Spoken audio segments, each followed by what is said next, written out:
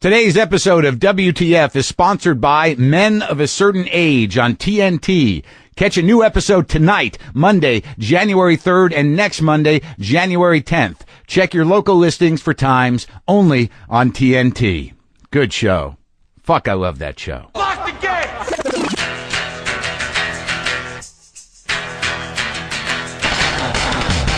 Are we doing this? Really? Wait for it. Are we doing this? Wait for it. How? What the fuck? WTF. And it's also, what the fuck? What's wrong with me? It's time for WTF. What the fuck? With Marc Maron. All right, let's do this. How are you, what the fuckers? What the fuck buddies? What the fucking ears? What the fucking knots? What the fuck nicks? What the fuck? Happy New Year. That's right. Happy New Year. We made it. We've arrived. It's 2011. Who knew? I know some of you are thinking, this is it. This is the last year. We've only got two more. What's going to happen in 2012 when the Mayan calendar explodes in our minds? Nothing. Nothing any different will happen other than a bunch of people struggling to think that the next year is going to be the year or at least better. When I got to be honest with you. Look, when people say Happy New Year to me, my first thought is that is too much pressure, man. Happy New Year. I can barely be optimistic about tomorrow. I'm rarely in the present because I'm a few beats behind it or ahead of it. So for today's episode, I couldn't really think of a better way to start the new year than to talk to Bobby Lee because he has overcome obstacles. And some of them are quite disturbing, though funny, but I thought it would be an uplifting way to start the new year. So today we're going to talk to Bobby Lee from Mad TV, if you don't know him. Before I get everything rolling here out of my brain and mouth, I just want to say I will be at the Sacramento Punchline this weekend. That is January 7th, 8th, and 9th at the Sacramento Punchline if you're up in that area. Am I there the 10th? I don't know. Go check. I do want to thank, let me see who sent this to me, because I've been steered this way before. Lila or Leela. I get books from you guys, and this is New Year's. I got this, just last week. The Power of Now, a guide to spiritual enlightenment by Eckhart Tolle. Now, I've been given the texts, the MP3s of Eckhart Tolle. I couldn't listen to him. The Power of Now. How about the power of pow? I just shit my pants. That's right, 2011. JustCoffee.coop, available at WTFpod.com. Go do it. It's so good. It is so fucking good. I tell you, I give this to all my guests who come to the house, and some of them have become addicted to it. Good coffee. So outside of the power of pow, how about the power of now? I will continue to look at this book on my desk for a while. I hope you had a good year, a good New Year's Eve. I don't do much. I generally don't work. I think this is actually the third New Year's Eve I've spent alone. New Year's Eve I have a tradition now, and I'm going to share this tradition with you. Now, I don't know where you grew up or what you did or whether or not you could drive or at what point you drove at, but I grew up in Albuquerque, New Mexico. We had our driver's licenses when we were about 15 years old. So we were out there sitting in front of liquor stores, getting people to buy us booze and driving around wasted at 15. Getting into trouble? Not really. Just driving around to where other kids were driving around. And then you park and you get out and you go, so what's up? And they're like, not much, man. You going to go to that thing? I don't know. All right. Well, I'll see you. Are you going to drive back around here later? Yeah. We're just going to make the rounds to the other places where people, hang out and talk in the parking lot. All right. Well, we'll probably see you around. Okay. So that was my high school. And it always seemed to me on New Year's Eve, and this actually lasted all the way probably up to a few years ago, if that's possible. Maybe not. Maybe high school and college. Always what happened is you'd be someplace, you'd be wasted, you'd be on your way to getting wasted, you'd be at a party or with people at about 11:30, 11:35, and then you decide that, fuck, we got to get to that other party. We got to get to that other place where people are having more fun than here. We got to get to that place where that dude's going to be so we can get that thing, and then we can really have fun. We got to get to that place that's going to be the best place ever on New Year's.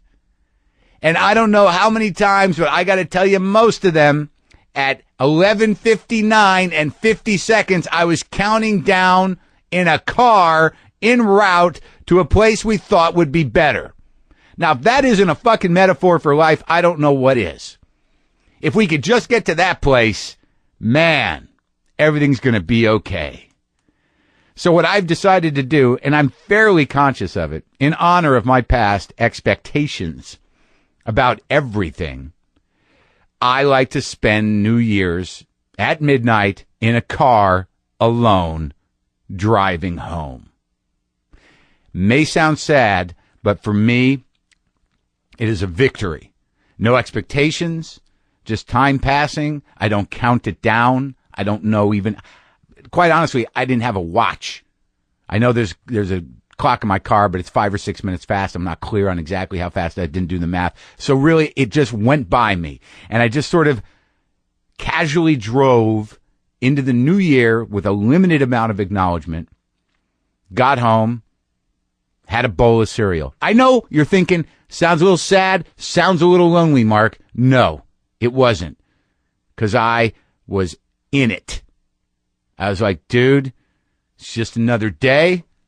This is the power of now. It's okay. You wake up, lower your expectations. Try to change a few things that you can. Be a fucking grown-up. That's my only resolution this year. Be a fucking grown-up. You want me to explain that? I had to do a very difficult thing a few weeks ago. I haven't been able to really talk about it. I'm not sure how much I want to talk about. Even though I talk about everything, I had to choose against my crazy fucking heart in order to protect myself and my sanity. You know what that's called? Being a fucking grown-up. Got to take care of some shit. Knowing your own limitations, knowing from years of being alive and making so many goddamn mistakes that I can't do everything I want to do, that after a certain point, I'm going to hurt myself. That's my New Year's resolution. Try not to hurt myself. God damn it, how come this got so grim? That was not the plan. I'm thrilled that it's a new year. I'm thrilled to be doing more WTFs. A lot of good guests coming up. Already did some interviews. Good times. This is going to be a good year for you, for me, for people we know, perhaps. See, that's that kind of blind optimism that I can't deal with. Hey, this is going to be the year. Is it? Let me look at this book. Let me just turn to one fucking page in this book. Okay, let's just do it spontaneously. All right, we're going to do the Power of Now power exercise. I don't know this book. Frankly, I find Eckhart Tolle annoying. So let's just flip it open. Stop. Please examine where your attention is at this moment. Okay, I'm in it. You are listening to me or you are reading these words in a book that is the focus of your attention. Fine. You are also peripherally aware of your surroundings. Right. Books, clutter, coffee cup, other people. There's no one here, but there's some people in my mind, and so on. Right. Okay, those people. Furthermore, there may be some mind activity around you that you are hearing or reading some mental commentary. Yes, there is. I'm on a microphone commenting on reading this book for the first time in a spontaneous way. Yet, there is no need for any of us to absorb all your attention. I don't understand that at all. See if you can be in touch with your inner body at the same time. Okay, so I'm reading this, I'm talking about reading it, and I'm feeling my guts. Keep some of your attention within. All right, I'm focusing on my just beneath between my belly button and my cock. Don't let it flow out. No, I can't. That would be bad. I have to go to the bathroom. Feel your whole body from within as a single field of energy. Okay. It is almost as if you were listening or reading with your whole body. Let this be your practice in the days and weeks to come. Oh, my God. Look, we'll do the best we can.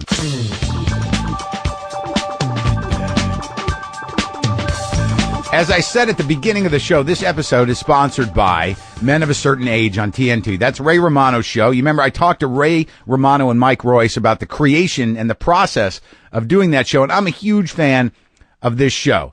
I know a lot of you know Ray Romano from Everybody Loves Raymond, and I think your expectations need to be shifted because this show is about real life. Maybe it resonates with me because I happen to be in that age range and dealing with this sort of midlife struggles both comedically and otherwise that I have to deal with. But it's really a unique show in that it's the balance between comedy and seriousness is something I have not seen before. I would like to tell you that season 1, all the DVDs are available now. It's on Netflix. And you can, very quickly catch up with what's going on. Thanks to Mike Royce, who got me the season 1. I saw it, but you can rent it. It's also on iTunes, and new episodes are available for download immediately after they air. So I know a lot of people are watching TV like that. I would catch up on this show. Oh, you can also, if you want, you can stream episodes on TNT TV. They're on a few days after they air. And I don't have to advertise anything on this show if I don't want to. I can certainly choose what I want to talk about, but I want to support this show because I'm sort of hooked on it. All I can say is that Men of a Certain Age is a unique television show, and that you've never seen Ray Romano like this. It's really funny, but it actually is kind of real. It's touching. You know what? Just fucking watch the show. Men of a Certain Age on TNT. An episode airs tonight. That's Monday, January 3rd. And also there will be a new episode on January 10th. And just check your local listings and enjoy that show.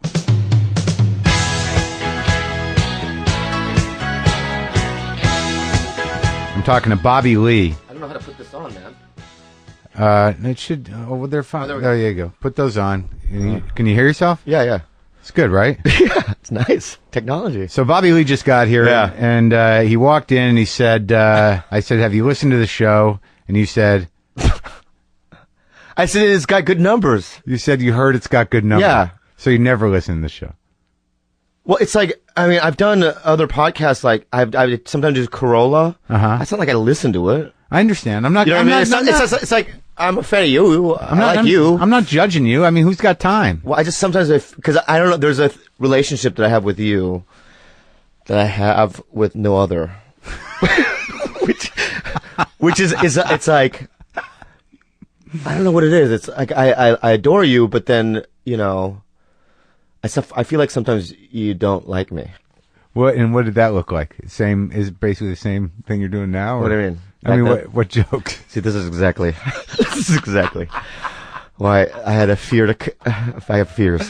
You don't have to have fears. I'm just No. I'm busting your balls. Because that's the thing though, that every time. But Mark, that's the thing right. though, that, you know what I mean? Whenever I see you, It happens. Because the thing is that, I've seen your specials, you know what I mean? And Yeah. even before I did stand up, I Yeah. was aware of you, you know what I Yeah. mean? Yeah. And I was a fan, and the thing is that, so there is that thing, you know what I mean? Well, let me just tell you one thing. Yeah. I always enjoy watching you. And the only reason I bust your balls with that particular thing, and it's always the same thing, Yeah. is because I know you bust your own balls about writing new jokes. So it's the only reason Yeah. that I bust your balls, because you always say you're going to try some new stuff. Yeah. And about 80%. But I have lately. I know, but Okay. 80% of the time you don't, and you get off and you look at me knowing that I'm thinking what I'm thinking. Yeah. And that's really the only tension. Yeah, I guess so, yeah. It really is. I Yeah. mean, I have nothing but good thoughts about you, and I want you to do well. And But I think you have a thing though with when people are trying to get the audience to like them, like in terms of being like trying to be too likable or Right. too, you know what I mean? yeah.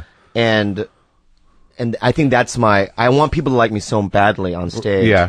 That I think that you don't like that about me. No, I do like it, and I understand it. But I believe that you're one of those guys that you're so naturally funny. There's very few things. It would be hard for you not to be funny up there. That's not true, but no, I know, but eating it. but you're the one who causes it if it happens. Yeah, I mean, yeah, I've yeah. seen you just make decisions on stage where you assume, like, you're one of those people though. If the laughs aren't like blowing the fucking roof off, you're like, no shit, it's fucking, that was terrible. yeah, But that's crazy. it is crazy. Hey, Yeah. but you know what? Can I say this? I'm gonna defend myself because I've been having to like headline and stuff, and I can't worry about that anymore. Really. You just got to do the job. Well, I can't because you do so many shows, and you know what I mean. And In a and you have week. to- yeah, and you have to do so much time. Yeah.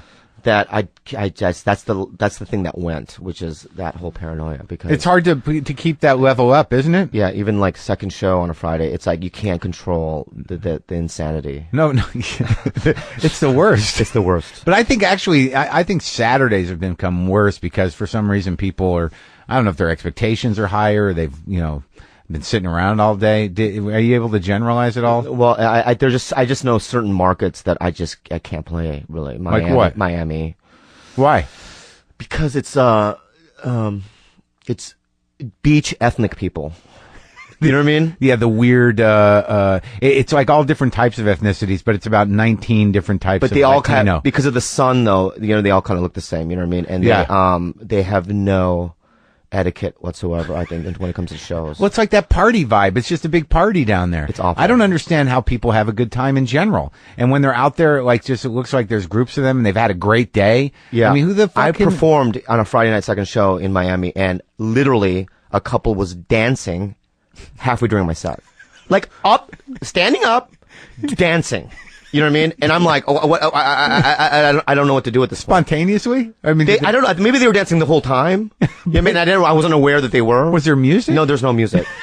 You know what I mean? But my performance was so bad that because they want the Gary Owens. You know who Gary Owens is? Was he? He's a white, but he's black guy. No. There's a white guy who I'm friends with. He huge in the urban market. And he does the ghetto kind of like, he's black. Right. And they just eat that up, really. But your stuff is pretty thoughtful. I mean, where you grew up on the beach? What? I don't know. What do you mean? Where'd you grow up? I grew up in San Diego, but not on the beach. I thought that was the beach. No, I grew up in Poway, which is like 35 minutes inland, which we never went to the beach. I mean, some people did, but it's more of a, back then it was more of a farming kind of community. So your family was farmers? No. They owned clothing stores called Fashion Gal. Oh, really? Back in the 80s, yeah. And they, no, it was like kind of like, there was country clubs. It was kind of rich, actually. Yeah. Yeah, it's a higher income. And what did you, when did you start doing comedy? I was, 23. But what happened was, well, I've always had a drug problem. Okay. And when I was 17, I was a junior in high school. I got sober because I had a meth problem. Has it been that long? Well, no, I went back out. But let's talk about this. 17, you had a meth problem. I can't even imagine you on meth. I mean, were you thinner? Were you funny on meth? No. I was, on my act, I think what happened was, in my act, I talk about how a guy with Down syndrome molested me, right? Yeah, I love that show. Yeah. Your father. Do the line. What? You're your father. Whenever I brought girls over, he would tell that story. Like, when Bobby was a little kid, he was molested by a retarded person. Every time. Yeah, every day. Yeah. I love that. He was just not even hello or like get into like, who are you? That's like his opening line. You know what I mean? And he thought it was hilarious. Like, how could he let the guy do that to him?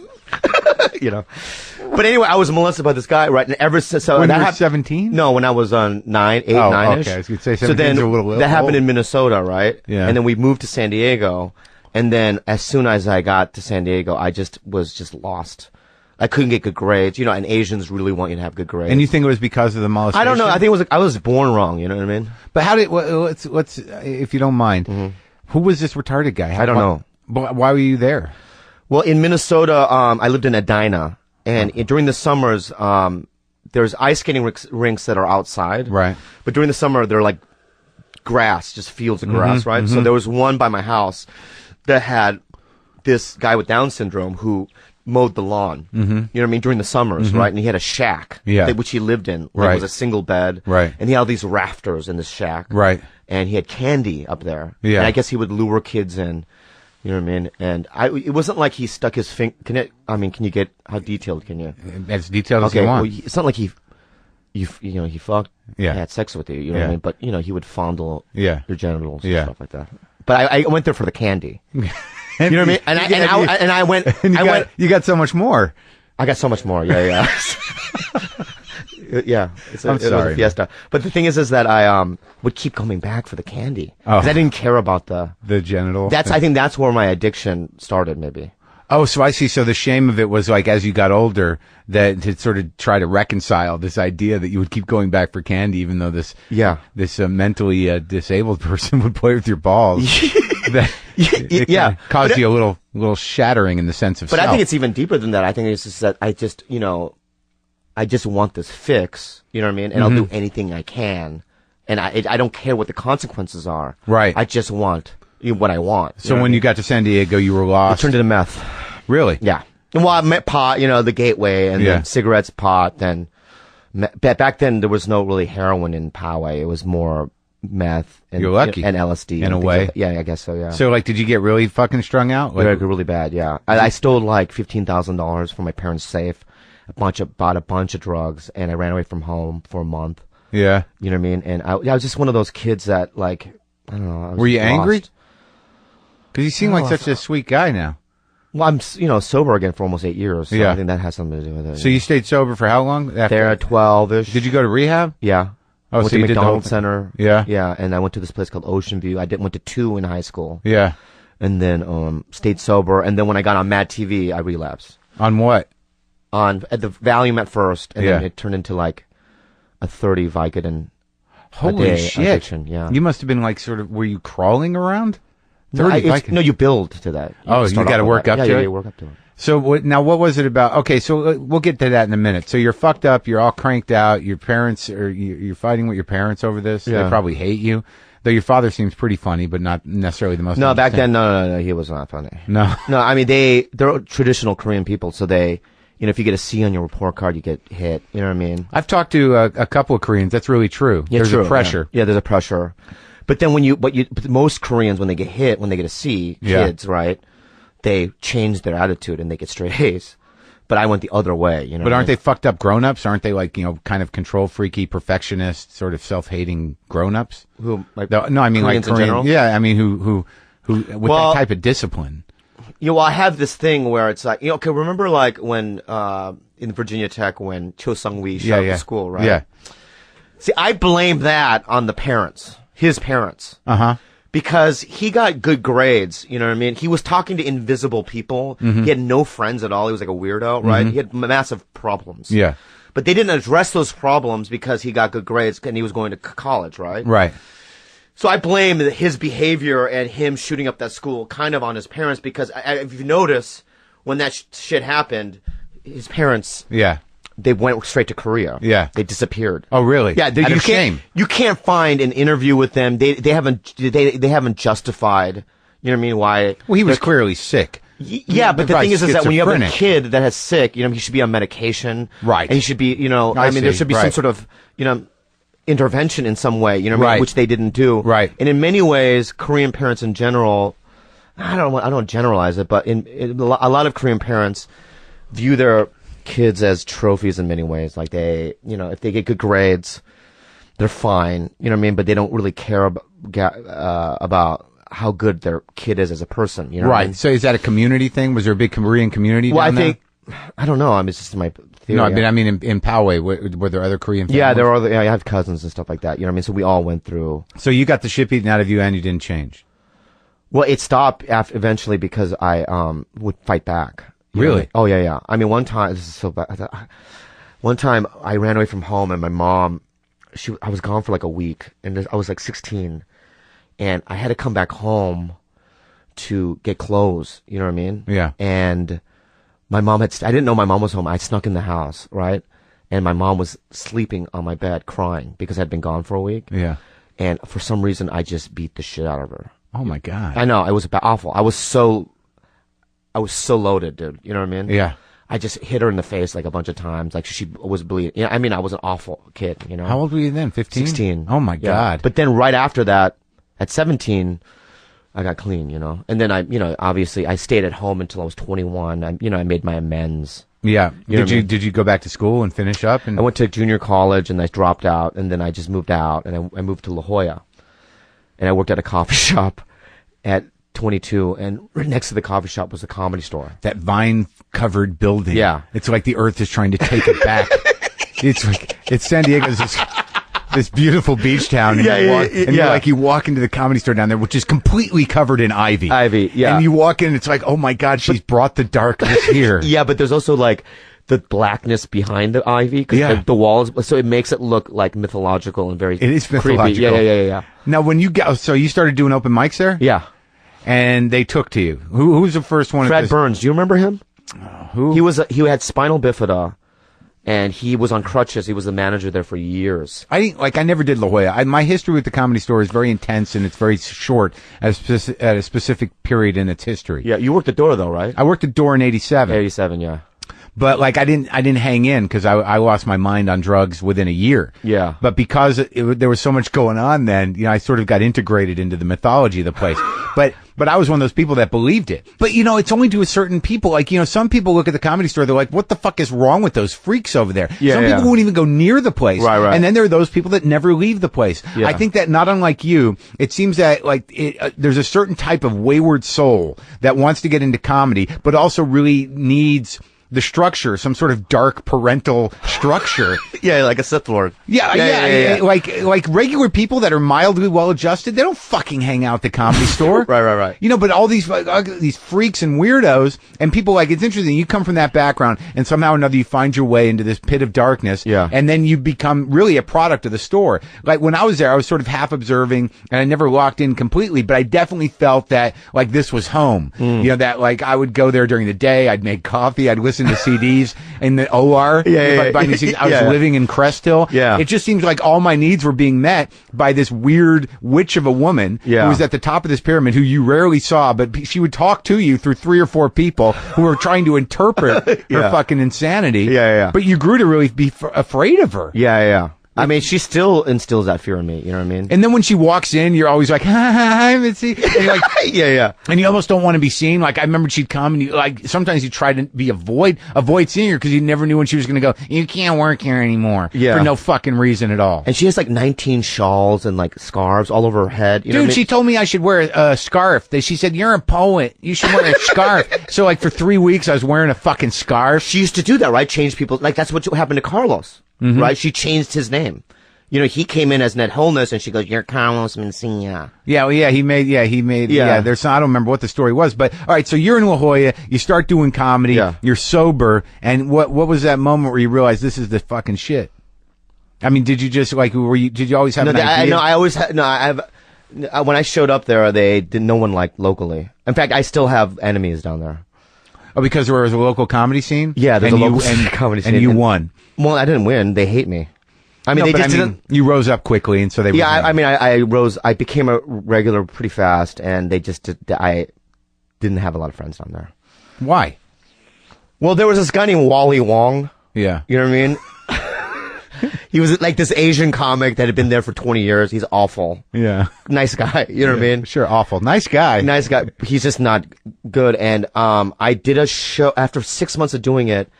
I got invited to do Make Me Laugh, which was on Comedy Central when they first did it, right? Right. The remake of Make Me Laugh. Yeah, the remake. Yeah. And Mark Cohen was the host. Yeah. Back then, yeah. And I had maybe 5 minutes of material, bro. And I went on the show, and they kept calling on me, right? The contestants. Yeah. So by the 4th time, I didn't take one of Wally's jokes. It was like a hacky premise. Yeah. That I kind of changed at the moment. What was it? Obviously it's so hacky. It was basically, his joke was, Asian people look alike. My family shared one ID. Yeah. Right? Yeah.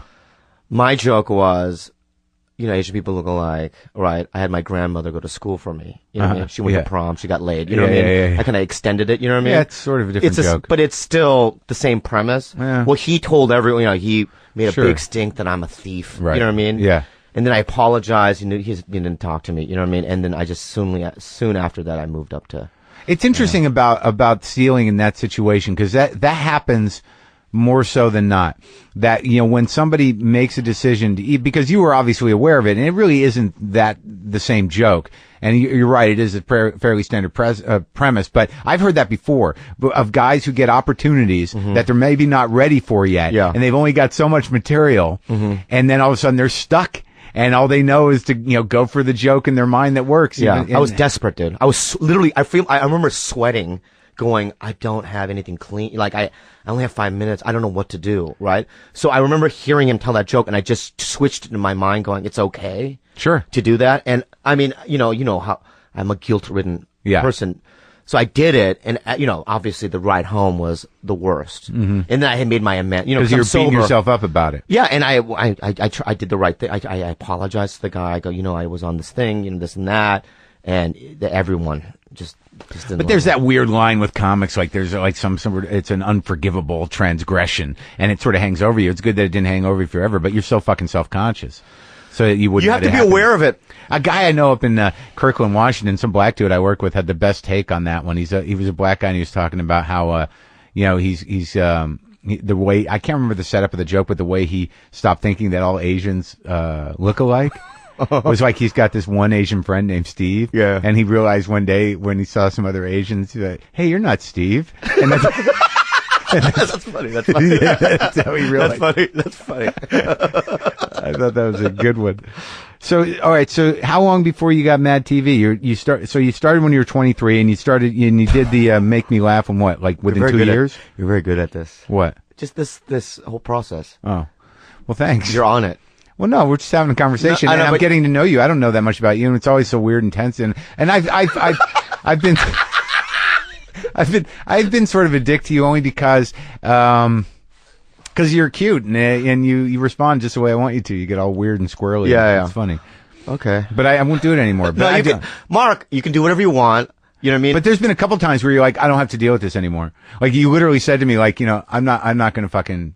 You got mad at me. Like I heard you. Yeah, because I know. I mean, you come from. I know. I mean, I don't know you a great deal, but I know enough to know that you're a good guy. You know what I mean? You know what I mean? So it's like, that's that. Yeah, I don't know why. Like I've been reading up on this shit because like I'm recently hitting some other sort of bottom with relationships, Mm-hmm. like Al-Anon and shit, and codependency, and like just what a freak I am. Mm-hmm. But like there's this thing that people do that are like you're insecure or want to take control of a dynamic very quickly. Yeah. And that's sort of like take a little shot to put the other person on the defensive. And, Yeah, and basically it's breaking through your boundaries. When I do that to you, when I say sort of like any new stuff, Yeah. like I'm like inside your head like immediately. And, Because like, you're good in that way. Yeah, I know, but Yeah, it's not yeah. a great talent to have. I mean, it's not like some sort of gift. I know, but I know what you're doing now. You know what I mean? In the beginning, I didn't know. I go, but I just had a conversation with Mark that was very pleasant last week. And now he's then a he dick. comes in and says something like, you're a strong feature, or something like, whatever you might say. You know what I mean? That's such an ass. And then you're like, oh. Why'd he hurt me?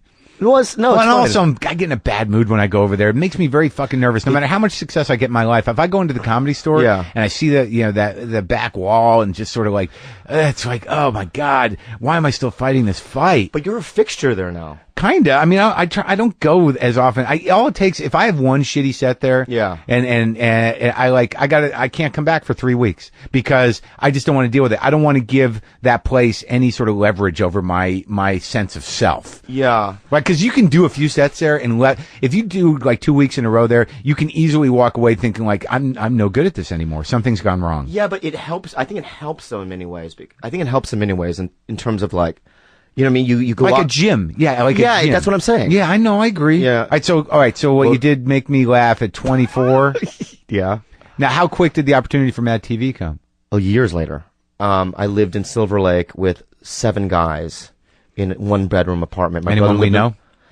One guy, he slept there many times, Wee Man from Jackass back then. Oh, really? Yeah, he would spend the night. A lot of skaters spent the night. They called it the dumpster In Silver Lake? in Silver Lake. Yeah, Wow, it was and- on Sanborn, which later Natasha Leggero and Duncan moved into that building. You know what I mean? And also a bunch of Mad TV moved in when anyway. Bunch of skater. Wee Man, the little person? Yeah.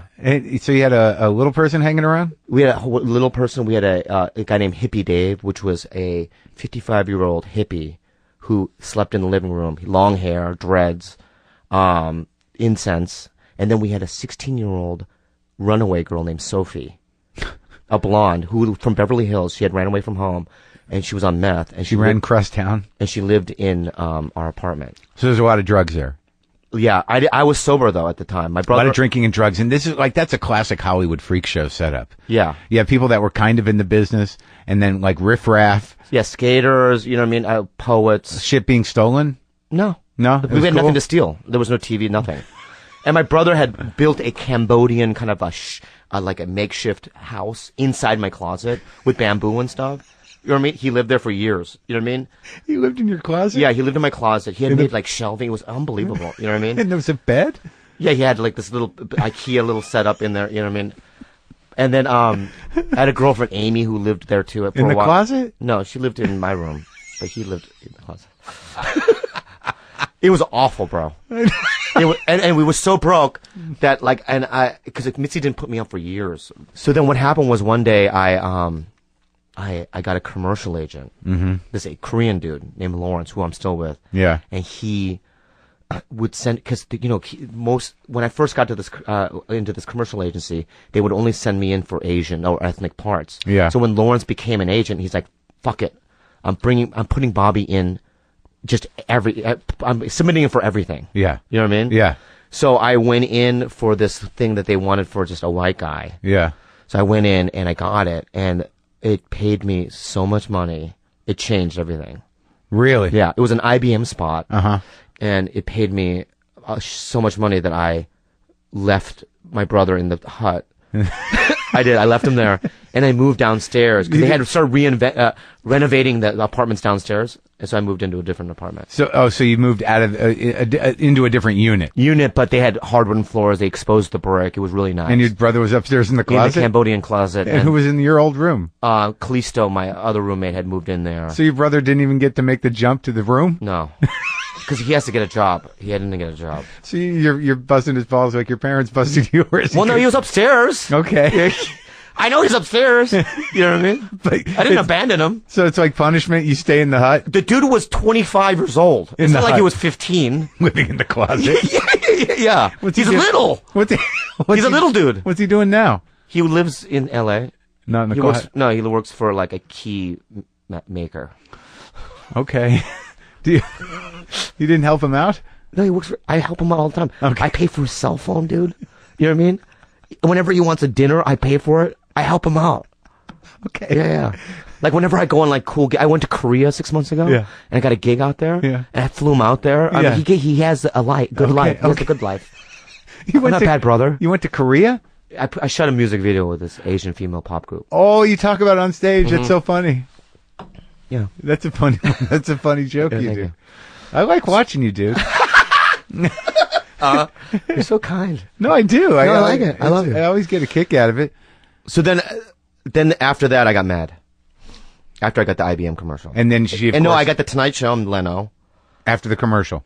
Like it all. You know what happened was this guy named Jason Galern. A month before I got the IBM commercial, Deepak Chopra was in Rolling Stone magazine. They did like an article about him. Yeah.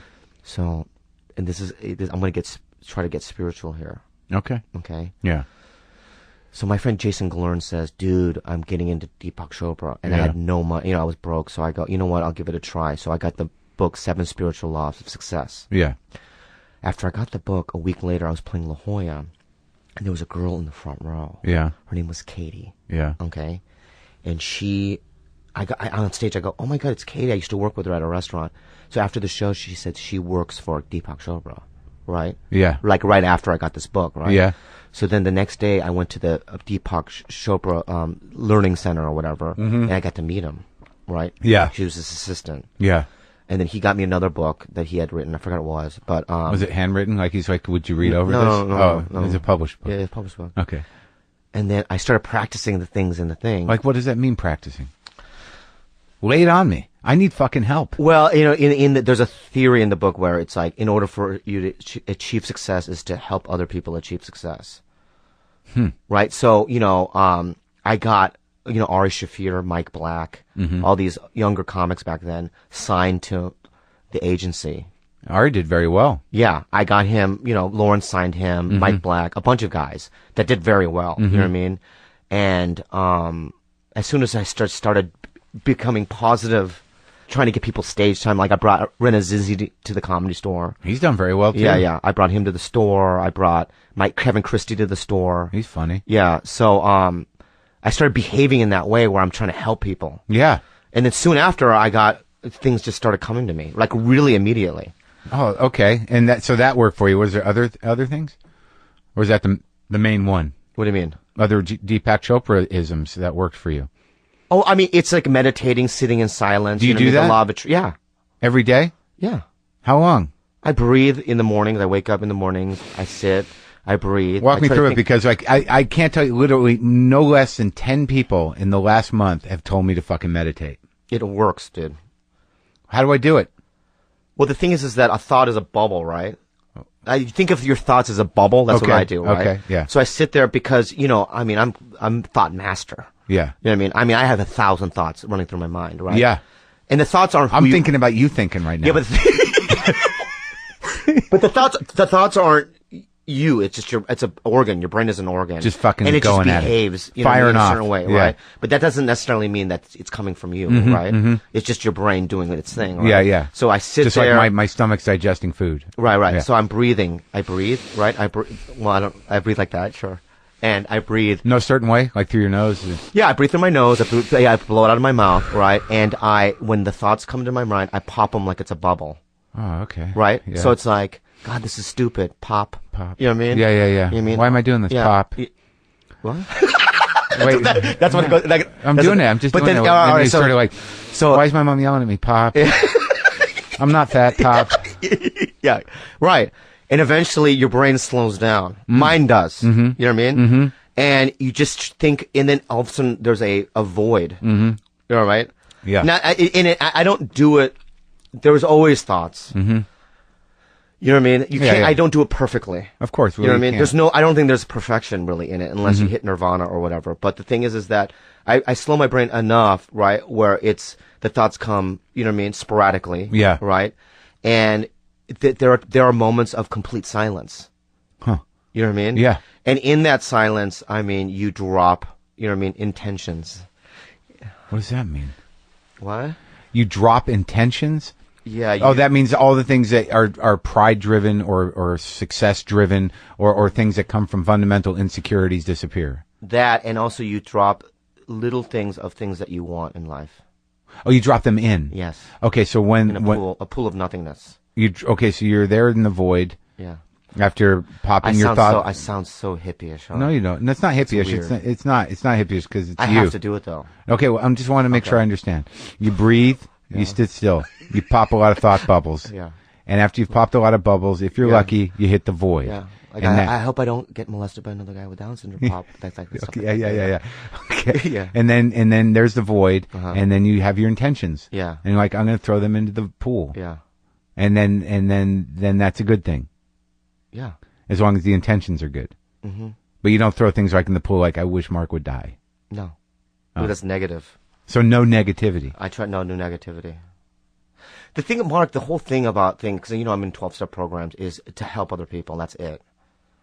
Too. You know what I mean? So in the combination of meditating, and if you go out of your way every day to try to, without taking credit for it even. Yeah. You know what I mean? Yeah. Like the whole thing I was talking about Renazizi and all that stuff. I mean, I just made a point. You know what I mean? No, I know what you're saying know what I mean? because But- like I feel like for the first time in my life, whether it's voluntary or not, because of this podcast, I'm actually reaching out to people. Yeah. And I'm reaching out in a good way. Uh-huh. And it's not necessarily, it wasn't why I got into it, but it seems to be happening. Yeah. You know, I think my intentions were kind of selfish initially, but now I'm very aware of who's listening and why they're listening. And I want to help people. Yeah. And that's making me feel good.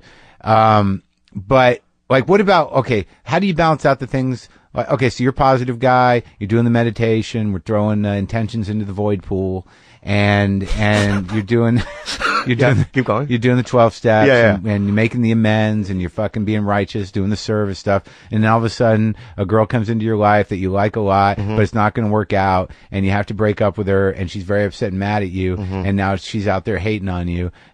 What can I throw her into the pool?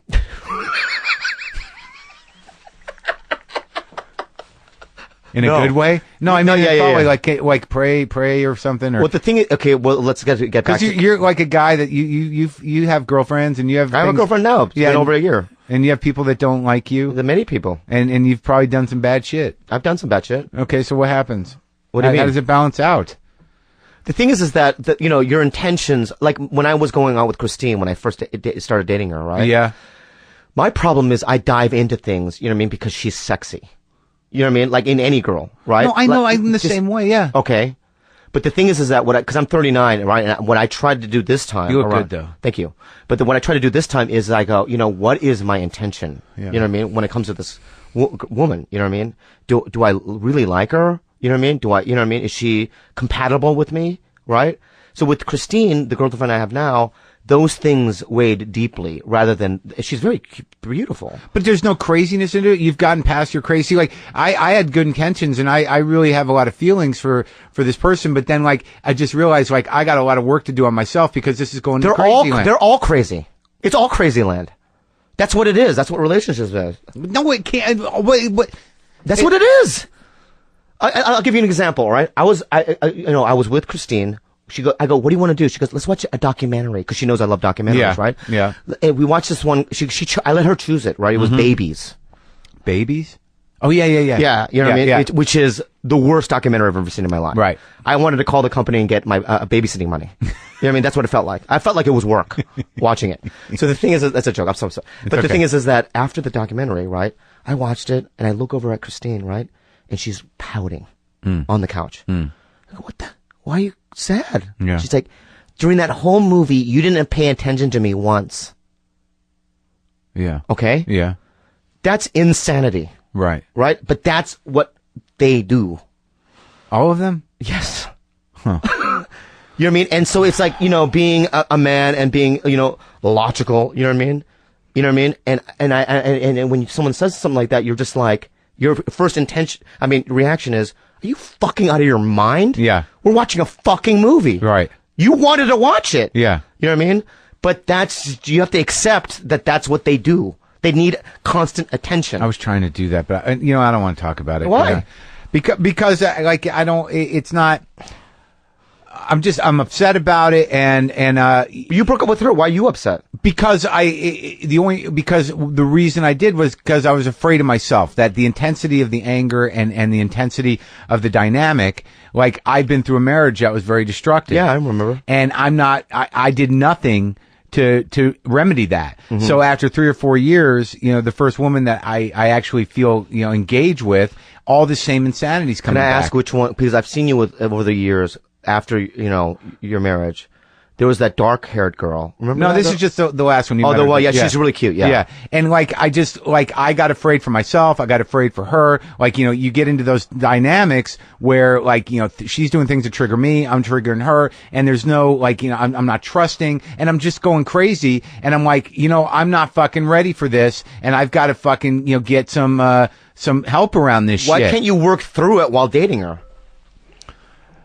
Because I don't know if I'm capable with this stuff where you start worrying about them, like, hey, if I'm going to do the work, are you going to do the work? And if you're not going to do, then all of a sudden you're worrying about them. I don't know how not to do that. Yeah, and that's that other shit. That's that codependent shit. It's like you're sitting around, not, instead of thinking about yourself, you're thinking about them and how they're fucking with you or how they're fucking up or how they're. But how are they? I don't understand how they're fucking with you. What do you mean? Give me an example. Well, I'm just paranoid. I have a hard time with trust. Okay, Mark, why can't you do this? Okay, why can't you live in the moment first of all?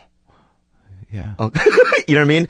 Because this is what I do, right? When I'm in a relationship with a girl, I think of the future constantly. Is this somebody, right, that I'm going to have children with, you know what I mean, and in a stable relationship? Is this you think going to grow? No, that's your natural, you know what I mean, thought process. No, I know, I did. But instead of doing that, I try to just go, you know what? Relax, okay? Be in the moment with her, all right?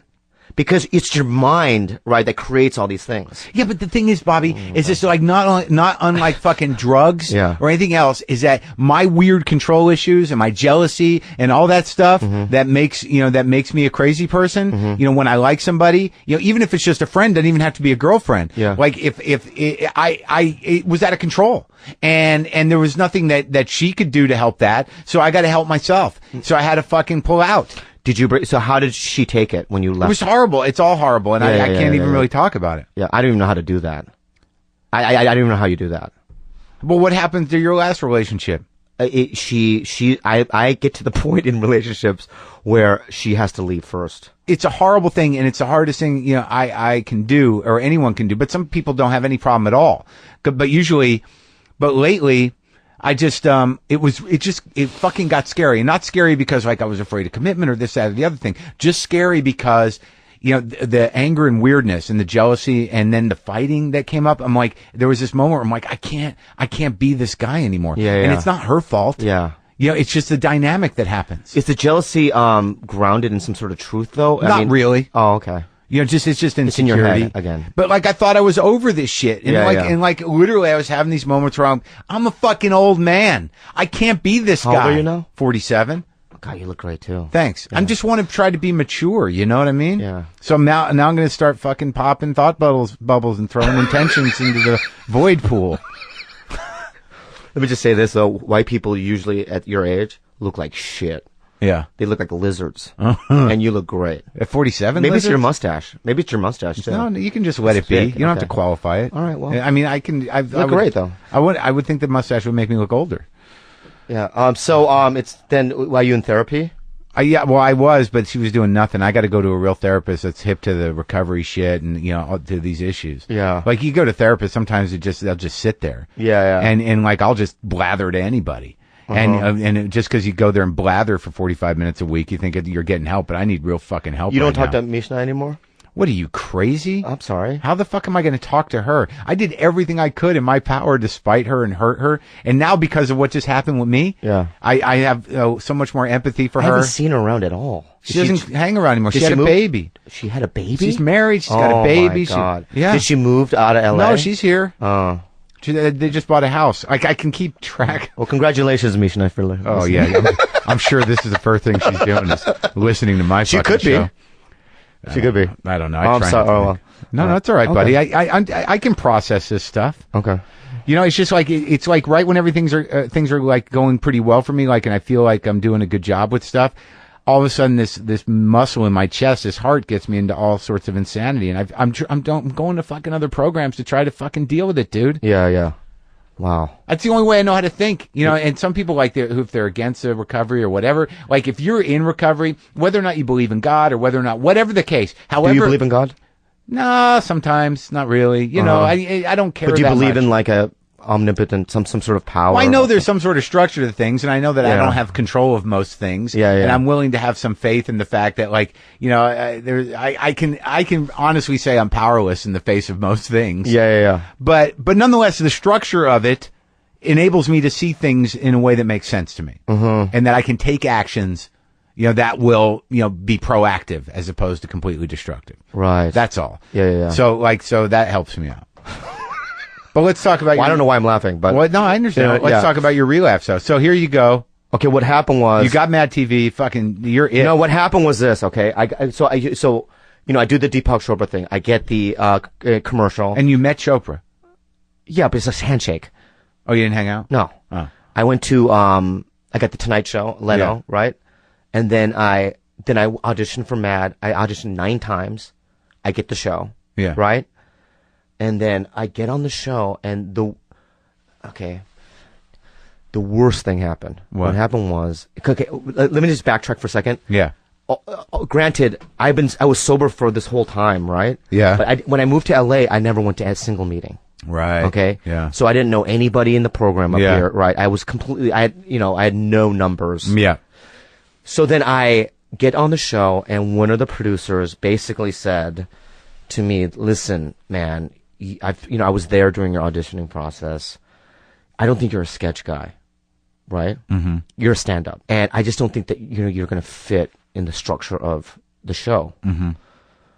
He's telling me this. This guy, after he's a you producer. Got the show. He's a producer. They gave you the show, though. Yeah. I mean, people above him. Right. You're on, and this guy's like. Well, I haven't been on yet, really. But he's fucking with your head. Yeah, and he's basically saying, like, listen, so I'm not really going to campaign for you. You know what I mean? So if you see that. So welcome to your new job. Yeah. So if you see that, right? So then then all these white kids get on the show, right? Yeah. Like there was a kid, Taron Killam, who's now on SNL, right? Yeah. Who got on the show with me. He was 18 at the time. Yeah. And a bunch of other white people. And over the next 2 years, right? Yeah. In the first season, I got like in 4 sketches. Yeah. Out of 23 weeks. But you're getting paid. Yeah, but Caliendo was on when I was on. He was on every week, 3 or 4 times a week. You know what I mean? No one would write for me. Right. And shortly after I got on the show, I just started taking Valiums because I couldn't sleep. Because you're just festering about. Dude, every day I'd show up to work, no one would talk to me. Mike McDonald, who's a very, very good friend of mine now, wouldn't talk to me. Ari Spears I didn't talk to him for 3 years. Yeah. And there was this group, like this senior thing. Click. Yeah. And I didn't do impressions. I Yeah. had maybe one character. Yeah. I had no idea why I was on the show. So it got to the point where I was like, I want to get off of this thing. Yeah. It's a nightmare. Yeah. And they wouldn't let me go because of this, this ethnic program that Fox had at the time. This lady named Wenda Fong was heading up the diversity section. Right. And I was the only Asian guy on a show on Fox. Right. So I'm now stuck in a nightmare. You know what I mean? What? They just kept you around for some affirmative action reason? Yeah. Okay. Yeah. So, and I know this. Yeah. So I'm stuck in this thing. So I just decided, you know what? I'm going to get loaded. So I took Valiums and it immediately Vicodin and immediately like drinking 24 hours a day. And this occurred for 2 years. And you still didn't get on the show? No. In fact, my second season was worse. It was like they had Josh Myers, Seth Meyers' little brother, Yeah. who's a friend of mine, got on the show, Ike Barinholtz, these Second City guys. Yeah. And they just took over. And there was another Mexican girl that was on the show at the time, Jill Michelle Melian. I don't know if you know her. And Deborah Wilson. She was already a senior member. Yeah. She was always nice to me. I knew her back in New York. She's sweet. Yeah, she's a sweet lady. So then, for 2 years, I didn't get on. And by the end of my second season, Fox gave me intervention because I just stopped showing up to work. You know? Yeah. And they gave me an intervention. And what happened was I was taking 30 Vicodins a day, drinking and stuff. And just Fox gave me an intervention. Where do you get that shit? There was a sketch guy. I can't tell you his name, yeah. but he was from Second City from Chicago. Yeah. Who was hanging around. Yeah. And he was my supplier. Yeah. Supplier. You know what I mean? And so. No blow, huh? No. But I was spending like, $600-700 a week, $800 a week. That's a big habit. Yeah, but I was getting a weekly. No oxys? No. So what happened was Fox gave me an intervention. They told me, we're going to give you another shot, one shot. We wrote this, the writers wrote you a sketch, a Connie Chung sketch. Yeah. Can you clean up so we can do this sketch? Yeah. So 2 days before. Do you think they knew that the reason why you were fucking self-destructing was you weren't being used? Like, and then it was a combination of a lot of things. But all of a sudden you get a sketch on the condition of cleaning up? Was that, I mean, they were trying to do me, but at that point it was too late. And also I'm done. I'm lost. Yeah. I don't even know who I am at this point. You know what I mean? I'm fucking sad, bro. Yeah. So I on a Thursday, Duncan Trussell, you know Duncan? Yeah. And at the time he was dating this girl named Stephanie Escajeda. I know Escajeda too. Yeah. So they come to my house in Silver Lake, and Duncan wants my Vicodin because I tell him I got to get rid of this because I'm just shooting a sketch tomorrow. So he takes my Vicodin. They make me a fish dinner because I hadn't eaten in days. You know what I mean? I eat this. I wake up the next day and I'm not feeling right.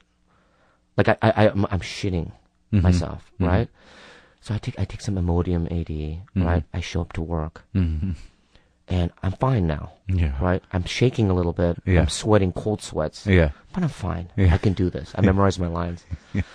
So they put the Connie Chung makeup on my face. Yeah. Right? And I'm fine. This is good. Right? I'm going to kill it. Right? Yeah. They put me in the dress. Yeah. Right? I show up at the set, live studio audience. Yeah. Right? And Ari Spears is in the sketch next to me. Yeah. Right? He's playing, I don't know, some black rapper or whatever. Right. Yeah. And I hear, and now I feel not right when I'm on the set. Yeah. Like I feel my organs, like, you know what I mean, Yeah. punching each other. Oh. Right? Yeah. And I feel like I'm sweating. Yeah. And I'm shaking. Like I have never, I mean, You like, withdrawal. I'm withdrawing. Yeah.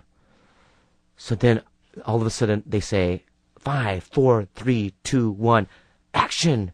The lights turn on in the studio. I see 350 people. Yeah. Cameras. Yeah. You know what I mean? Yeah. And now you can already tell something's wrong. Yeah. Because my eyes are crossed. Yeah. Right? Yeah. I'm not saying anything. Yeah. And my face is so wet from moisture. Yeah. Right? Yeah. So then I go, good evening. Right? Yeah. I'm Connie. Right? And as I say Connie, just my asshole opens up and it just sprays shit all down my stockings. Right? So good evening, and you could shh. Ari Spears goes, oh motherfucker, you know what I mean? Like he smells it. Yeah. Oh motherfucker, you know what I mean? Yeah. And as soon as I hear, oh motherfucker, they cut. It's the wardrobe coming, producers. Oh my God. Right? And now the poor wardrobe ladies have to wipe with these wet naps, my soiled stockings. Yeah. And Dick Lasucci, the executive producer, walks up and he's screaming at me. Yeah. You're going to do it. You're going to finish this. Right? This 3-minute sketch took an hour and a half to film. I mean, that in spite of how sick I was. And how long did it stink? It just kept coming out, but they stopped. It stunk the whole time. What are you talking about? It was awful. That is one of the worst fucking stories I've ever heard in my life. So this is what happens. Yeah. After the show, Yeah. I'm shaking. Yeah. And I'm packing my dressing room because it's the last show, right? And no one says goodbye to me. Everyone knows that I'm done. I pack up my stuff, and that's when I had a spiritual awakening. Mm-hmm. I had hit my own new bottom. Mm-hmm. You know what I mean? And so the next day I went to a detox. Mm-hmm. And I got out and I started going to meetings. And what happened was one of the producers, which I either knew or didn't know, was in the program. Mm-hmm. And she saw me at the meetings. Yeah. So then her husband, became my sponsor. Right. And so during the summer, I got Harold and Kumar, that little part in that movie. Yeah. And I started doing, a lot of stand-up and stuff. And she told Fox that this guy is really trying to get clean. He's been going to a lot of meetings. My husband's sponsoring him. Because at that point, fans of Mad TV started kind of liking me. Yeah. Like I was starting getting letters like, where's that Asian guy? We like him, you know what I mean? Yeah. And so I came back, after a trial, 6-month trial, whatever, and I stayed on it for 8 years. For 6 more years after that. And you stayed clean the whole time? Yeah, the whole time. Holy fuck, that's a great story. Yeah. But it was like, and you know what? When I got on, when I was sober, the same thing happened. But you shit your pants on camera? No. Oh. They weren't writing much for me. Mm-hmm. But I stayed in. Like, instead of like being defeated and leaving. Now, what's the process? You couldn't come up with ideas and say, come on, you guys. I would pitch things and they'd be like, it's hacky or, it's been done or whatever. You know what I mean? But was this coming down from that producer or was it just ingrained? He started liking me. Mm-hmm. You know what I mean? As soon as I got clean, I think people started seeing that I was giving it a good go. You know what I mean? You did some funny shit on there. No, I know. I eventually, when I had Power, which is season 4 for me, is when I kind of realized, I'm one of the guys. You know what I mean? Like people are starting to like me. Right. And at that point, it was all good. Like I was able to write my own things. You know what I mean? I had a team of writers. Yeah. Like Michael Hitchcock and guys that would like write for me. You know what I mean? Yeah. Jennifer Joyce and some of these, old Groundlings guys. Yeah. The Second City people didn't really necessarily write for me, but the Groundlings guys really took a liking to me. Now, is that two distinct camps? Yeah. I mean, and they have different beliefs about what should and shouldn't happen? Yeah. Really? I mean, I think Second City is like they're really into improv and long form. Right. They're really into the actual writing of it. Groundlings are more into character development and stuff like that. And I think that they saw that I had some thought out characters. Yeah, and also once you lock into something, I mean, you lock in. Yeah, and I think they saw that, and there were some sweethearts like Jennifer Joyce who was just sympathetic to the idea that I was, showing up and trying. Yeah. And they started trying, you know what I mean? That's sweet. Yeah. And what happened now when you stopped doing the show? Is that you just had enough or everybody had enough? It got canceled. Oh, it's not on TV anymore? No. Oh. It was canceled years ago. Oh, I'm sorry. And then after it was done, I couldn't work really. Really? Yeah, I mean, my TV, it just all dried up. Right, I think, when was that? When did it get canceled? 2 years ago. And what have you been doing the last couple of years? No, it started coming back, but like, the next year, the following year, that's why I went on the road because I just couldn't, I pay 2 mortgages. I pay for my parents' house in Phoenix. You do? Yeah, and I pay for my own. And I needed the income, so I just hit the road 3 weeks out of the month. And what's going on now? I did some movies, I did a movie with Simon Pegg, called Paul. I did Harold and Kumar 3. Mm-hmm. And I'm on Chelsea every other week, which completely changed everything around. Yeah, you drawn because of that? Well, I was drawing from Mad, but that just, it's like magical almost. You add another 100 to a show. No shit. Yeah. I was going on the road looking at Joe Coy's numbers, especially him because he is Asian, and he didn't have the TV exposure that I did, but he was doing better numbers. And he's a hilarious guy, but it was a lot because of Chelsea. So That's a show I turned down immediately out of pride. Right when she got the show, they asked me to be on it. I was like, nah. Dude. Why? Well, at that time, I had my own petty resentments about it. Would you do it now? Yeah, I think so. Yeah, I mean, I think you'd be great on that show. Yeah, I mean, if I'm given topics, I can generate. Yeah. You can totally do it. Oh, should I? I think you should. Put in a good word for me. I will. Okay. Yeah, I'll try it if they want me to. I think they're obviously aware of you, and I think that you should. I mean, dude, you think I sit there with Dove David. Some Dove does it sometimes, and it's kind of tough. You know what I mean? I don't know about pop culture. Yeah, me neither. I barely know who you are. Yeah, I know. I don't know who I am. You know what I mean? There you go. That's the thing that you do. I love it. It's like a warm blanket, isn't it? I love it. But you waited for a half an hour, which is great. You know what I mean? A half an hour of just like, oh, Mark really likes me. You know what I mean? No. He's interested. And no, but you're part of pop culture. Like, I see you as part of... I'm not a part of pop culture. I'm on the outskirts. Okay. I am. Well, then that just I wasn't really that much Ken Jeong, he's a part of pop culture. Yeah. You know what I mean? Yeah. I'm not. Okay. Yeah. Are you jealous of Ken Jeong? No.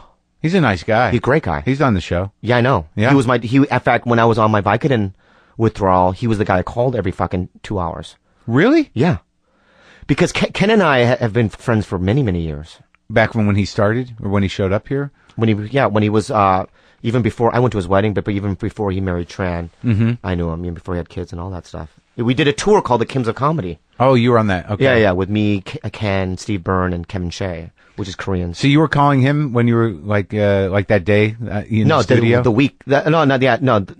Well, I was calling him a week before because I was thinking about getting off it. Yeah. He was telling me, what do I need to do? He's like, I think you should go to a fucking place.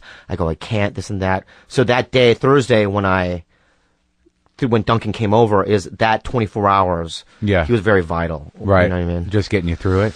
Yeah. Knowing you weren't dying. Yeah. He's like, you're fine. You know what I mean? So now this is like your third wind almost. So now you're selling out what, theaters or clubs? What are you playing? Just clubs. I'm doing San Jose tomorrow. 5 shows? 5 shows tomorrow, yeah. Yeah, and it's fine. I'm done. You know what I'm done with, bro? What? I'm done with like trying to, you know what I mean? Yeah. Make it.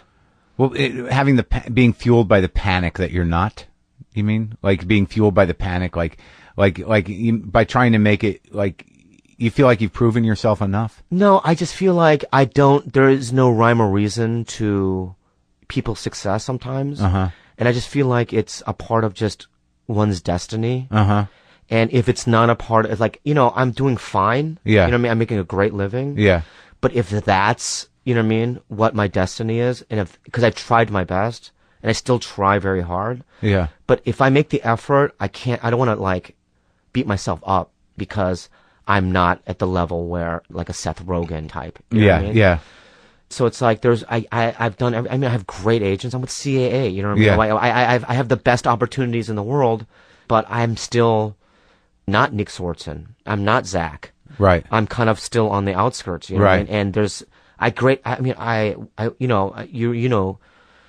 Cameron Crowe, because you did Almost Famous. I went in and met with him for his new movie, and he really liked me, but I didn't get the part, obviously. And I'm in those situations a lot. But that's good. But you can't, I drive away. I can't get them. You know what I mean? I don't get those. Yeah, but that's just the nature of that game. Everyone goes down on the people that are in that racket. They don't even think about auditions anymore as being life or death situations. You just keep going, and then if all it takes is one to hit. That's what I'm saying. Yeah, is that I don't instead of getting an acting coach and 2 days before an audition, you know what I mean, and worrying about an audition. Yeah, I just kind of read the thing. I understand the scene. I go in. I don't even memorize it. Right. I read it off the page. Right. I do the best I can, and I walk away. And so that's where I'm at now. That's good, man. Well, you seem very well. I'm serious. I wasn't passive aggressive. Where's there good to eat around here? What do you want to eat? I'm so hungry. Mexican? No, I don't want to do Mexican. There was like an Italian restaurant down the street that I drove by, like Italianos or something like that. Was that place good or not? Oh, the pizza place? Yeah. Is it okay or? We'll go get something to eat. Okay. I'm so hungry. It's good talking to you. I'm good talking to you.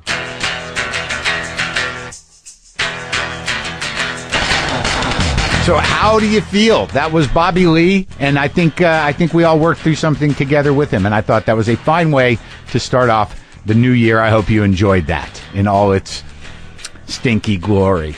Thank you for listening. I'm excited. We're locked in. We're doing this 2011 thing. We're going to do it. We're in it. Got no choice. 2011. JustCoffee.coop at WTFpod.com. Go down there. Take a little trip to WTFpod.com. Kick in a few bucks to the cause. We run this show. We are listener supported, so we could use a few shekels. New merchandise, pretty new American Apparel shirts. If you go to the merch, get on that mailing list. I've been very diligent about that. Holy shit, I got to do it today. Okay, yeah. What else? Well, Happy New Year, okay? Or let's have a good day today and tomorrow, and then we'll see how the rest of it goes. Oh, yeah, Sacramento Punchline, January 7th, 8th, and 9th.